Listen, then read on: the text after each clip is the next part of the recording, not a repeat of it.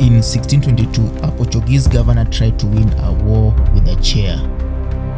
He offered her a rug on the floor while he sat on a throne.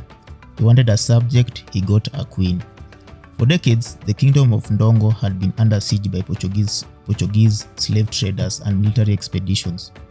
By 1622, the survival of the state was at stake. Njinga was sent to Luanda to negotiate a peace treaty.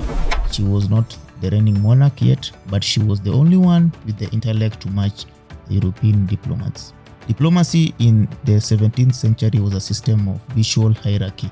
Where you sat defined who you were.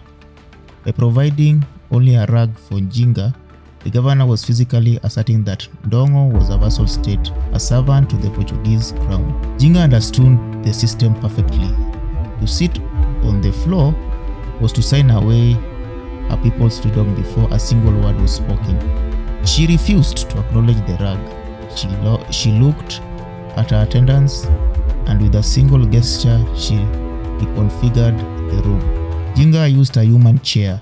It was a shocking display of power that rendered the governor's insult irrelevant. By literally sitting on the back of her own subject, she demonstrated that her authority was absolute and that she will never look up to a foreign power. The negotiations began not as a plea for mercy, but as a dialogue between equals.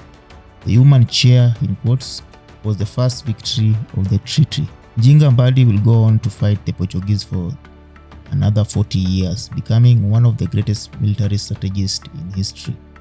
We often remember the chair as a story of pride, but it was a story of systematic clarity. She taught the world that sovereignty is not given at a table, it is brought to the room.